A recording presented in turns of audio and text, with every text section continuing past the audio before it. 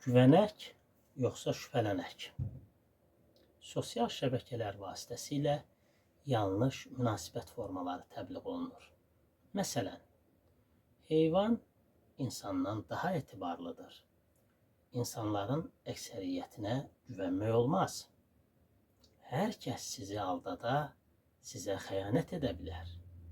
Yaxın hesab etdiyiniz insan etibarsız çıxa bilər və s. və ilaxır.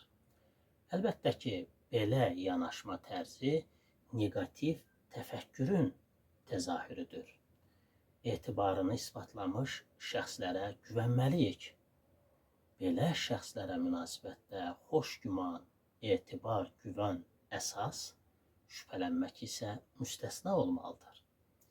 Heç şübhələnməyə başlasaq, beyin müdafiə rejiminə keçəcəkdir, hər şeyi mühakimə etməyə başlayacaqdır. Ümumiyyətlə, şübhəçi insanlar, heç şübhələnən insanlar təbiət etibarilə psixi baxımından narahatdırlar, gərgindirlər və tənhadırlar. Xasiyyətlərinə görə tənha yaşamaq, tənha qalmağa məhkumdurlar.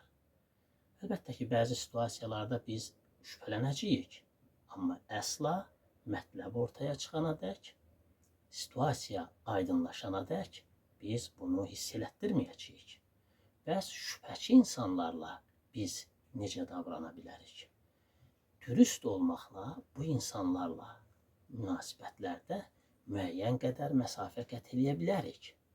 Bizim dürüstlüyümüz, onlara qarşı son dərəcə dürüst olmağımız imkan verəcəkdir ki, bu şəxslərə dünyada dürüst, etibarlı insanların yaşadığını isbatlaya bilək.